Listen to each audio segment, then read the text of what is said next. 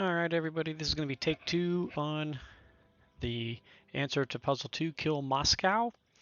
I actually did my first approach on this last night, but I recorded on a different computer than my usual one and forgot that my usual volume defaults were not set on it, and music was over blaring, so hopefully this works out better. So I took that video out and creating this one, and here we go. This is looking back at the KJF. We're Axis. In particular, we're Germany, and we're trying to figure out when we can kill Moscow. The turn is UK 6 if you didn't watch the original video, and we want to know if Allies went maximum defense, what is the round, the German round that we can count on taking down Moscow. We said we're going to make the assumption that it's not any sort of 1-2 with Japan helping out or Japan bombing, and just assume that Japan has to worry about dealing with these forces down here and the Pacific Navy battle going on. But otherwise, we want Allies being overly defensive and coming in.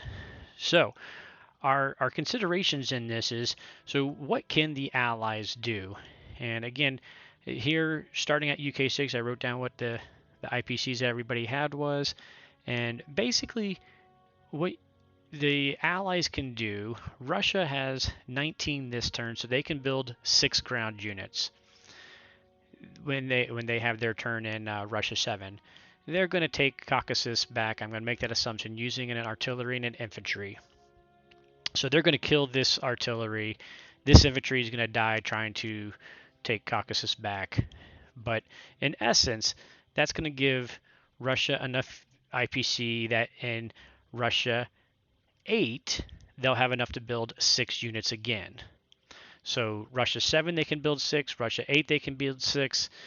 I'm going to say Russia 9, they're probably going to be able to build 5, and 10, 5. Probably actually 4s, but we're going to give them higher credit and say they can build 5. So that's one of the assumptions we're going to make for Russia is 6 units, 6 units, 5 units, 5 units, and so forth, as we go out calculating when Germany can count on taking them out.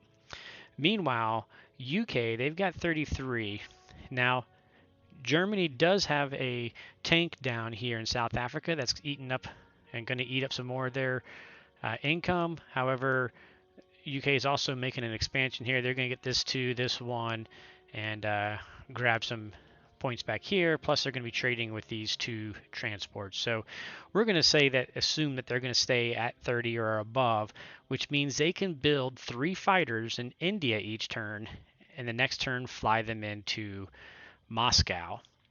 In addition, they have these 4 fighters already that can fly in, these 2 fighters here that can go to Iceland and then end, and this bomber also can reach there. So those are all the units that can reach from the UK going in there. Now, one of the good things for the UK too is they've got 2 transports. They've got 8 ground units here, so they can pick off these individuals with 1 units and not eat up through that very quickly, so they can afford to spend all on the fighters and maybe an infantry here or there. So we're going to assume that UK builds 3 fighters each turn and keeps dumping them into Russia as well. So what that means is this is UK 6 now, so they can immediately move 4 fighters in. On UK 7, they'll be able to move these 2 and 3 built here, so that'll be 5 more coming in. UK 8, they can move 3 more in. UK 9, they can move 3 more in, and so forth, is what we're looking at. America, technically this fighter could go 1, 2, 3, 4 and land in here this next turn, but Russia's going to be vacating, and Japan could kill it. It wouldn't make a good sense, and plus they need all their fighters and bombers over here dealing with the Pacific. So we're going to assume the Americans, don't get any units into Moscow.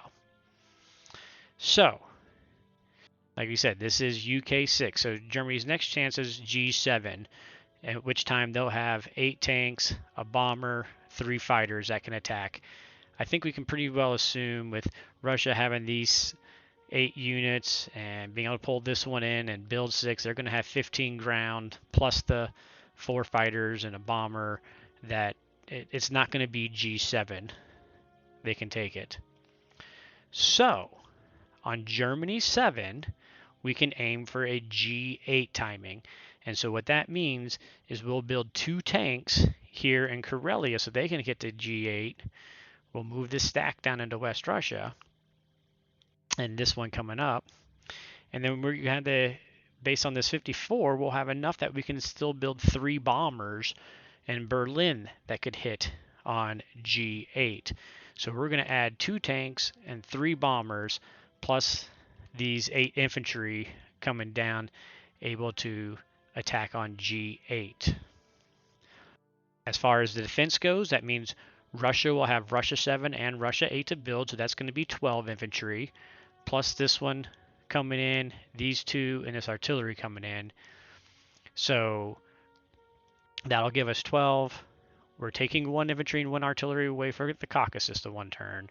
So that'll be 6 here, plus 12 is 18, 19, 21 infantry, and 1 artillery going to be there. So G8's going to have 21 infantry, 1 artillery there, plus they're going to have the 4 fighters coming in on UK6, 3 fighters coming in on UK7, 2 fighters coming in UK7, and a bomber. So that'll be an additional 9 fighters and a bomber coming into here.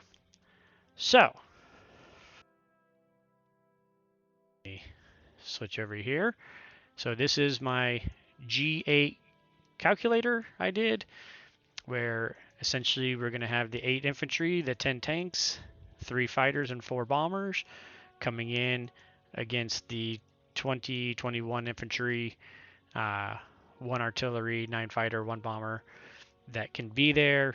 You know, whether it's 20 or 21, it really doesn't matter. The defense is going to survive. So G8 is not going to be the time to attack Moscow. So we hop back over here, and so we think G9. What does G9 mean? So that means G7, we're going to build 2 artillery, and then we're going to max build tanks in Berlin. Because if they're built G7, G8 they can come to Ukraine, G9 they're hitting Moscow. This tank here, G7, comes up to Poland, G8 can get up to West Russia, G9 attacking. So we're going to have the tanks built here plus this tank to add to the attack. Meanwhile, we've got this 4 infantry and an artillery coming up to here, G7, G8 attacking G9. Again, we're going to build 2 artillery in G7. That will go G8, G9. And then on G8, we're going to build 2 tanks and the 3 bombers again to maximize our full pressure on G9. So again, tank-wise, we've got 6, 7, 8. We've got we can build 7 tanks back here. When we build the 2 artillery with our 54 income, we can do 2 artillery and 7 tanks. So we're going to have 7 tanks plus this, so that's going to be 8 tanks coming up, plus 8 tanks that are up here, plus 2 tanks that we're building. So that would be 18 tanks that we'll have. We're going to have these 8 infantry coming in, plus these 4 coming around, so that'll make 12 infantry. We're going to have this 1 artillery, plus a 2 we build, so we're going to have 3 artillery coming around into here. So all of that is what potentially could be here in West Russia to attack Moscow on G9. Meanwhile, we're building the Russian infantry, flying in 3 more fighters. And so what that leads to on G9 looks like this. So we're talking about a 50-50 battle at a defender profit with those 18 tanks, 12, all of that stuff that we still had built getting in there. But we're flying in 3 more fighters. Russia's building some more infantry. The reality, too, is Germany is going to have to be trading with the UK Atlantic Fleet, so they may not be able to build one of these things. They may need 2 more infantry for trading. So it may actually be a little bit lower for them, in which case it immediately drops to a 43% chance of conquering. So G9 is very iffy. It's a 50-50 battle. Now, if UK doesn't keep building 3 fighters at a turn, that can make a difference too. So if you see on one of the turns UK only builds, 1 fighter instead of 3 fighters, it quickly changes that battle. So if your allies, remember, get those fighters in as much as you can as you're getting near that point of Moscow folding. So then if it's not G9, how about G10?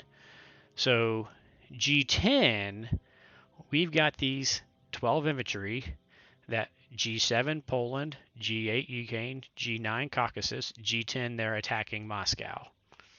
We got all of this going G7 to West Russia, G8 into Caucasus, G9 we can also build 4 more artillery right up here on the front line to attack in G10.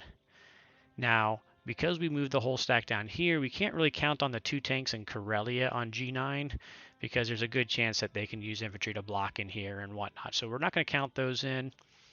But meanwhile, we are going to get yet another round of 6 to 7 tanks built in Berlin that on that G8, G9 attacking G10.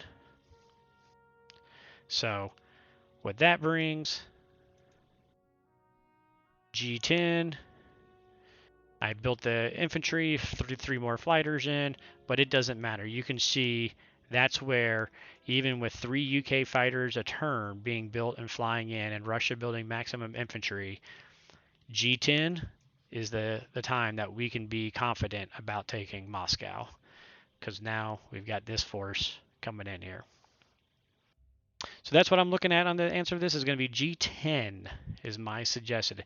This is critical to know how to do this mental math because if you start building tanks and bombers too early, then you're going to spend on expensive units, not as many units, and they could defend and actually reach a point where you never can actually take Moscow because you spent too much money on the expensive units too soon.